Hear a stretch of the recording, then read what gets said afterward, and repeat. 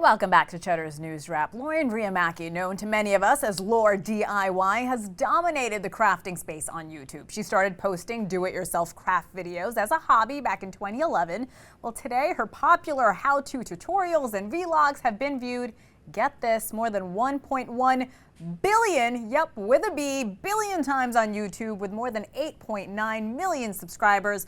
Lauren is also the host and executive producer of the HBO Max competition series Craftopia, and she has just launched her new podcast, Wild Til, co-hosted with her boyfriend, Jeremy Lewis. The first episode is out now. Check it out. Basically, we're wild. We're like pretty wild, I'd say. Like, we're like, we're just wilding out. We're wild, but only until 9 p.m. So Wild and Out's taken. So that one we can't use. But that's not the name, so the trademark people can't come for us there. Right. Wild Til 9, we own that now. Almost. Patent pending. Patent pending. Trademark pending. Nobody get any ideas in the next 2 weeks to decide, I'm going to start a business. Yes. Wild Til 9 ice cream. Hop on it. And guess what? Lauren is joining us live. Lauren, welcome to the show. I have to tell you have a lot of fans here at Cheddar. We really appreciate your time. As we're listening to your podcast on Wild Til 9, you discuss dating culture, relationship red flags, social media trends, a lot of other things. I have to ask though, you have such a huge following and obviously on your YouTube channel, but why the move to podcast? What can you talk to your fans about that you can't on YouTube? For sure. Also, hi, thanks for having me. I think the podcast is such a great, longer format type of conversation. So, YouTube has definitely gotten longer in video time as well, up to 15, 20 minutes, I'd say my vlogs average.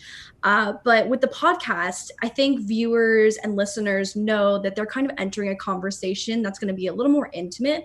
And then also, maybe upwards of 45 minutes, 50 minutes or so. And we really just want to make the listener feel like they're in the room with us, having that conversation and laughing along to, our stories, however embarrassing they may end up being.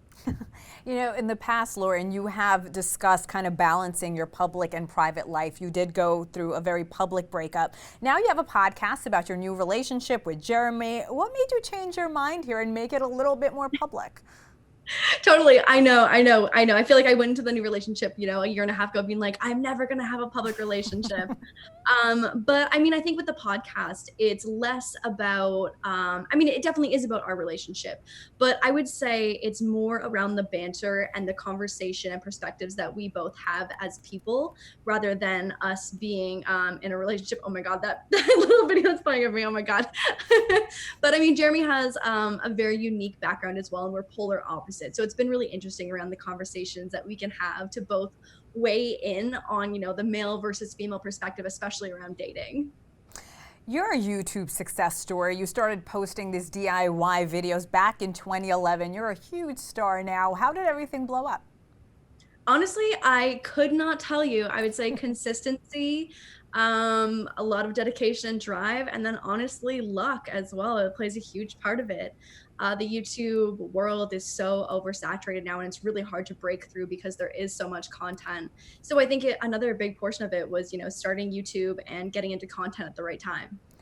Another thing to add to your very impressive resume, you have accessories and craft kits being sold at major retailers. They include Target and Walmart.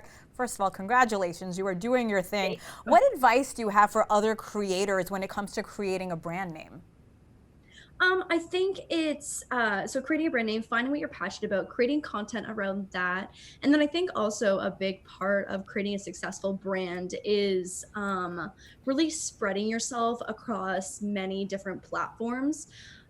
This has been so interesting to see, especially with the whole TikTok phenomenon. It's just like influencers are able to garner this massive audience on one platform, but aren't able to technically grow on their others. So I think it's about building a brand that's strong on many different platforms and branching out as much as you can. So into merchandise and podcasts and having a YouTube channel and TikToks and Instagram, and the list goes on.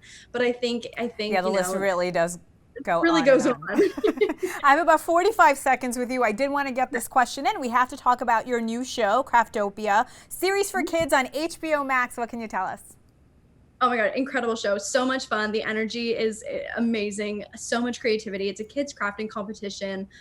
3 kids every episode, and the kids go home with a ton of money and creativity and so much fun. And these kids are truly so unbelievably talented. They will just blow you away.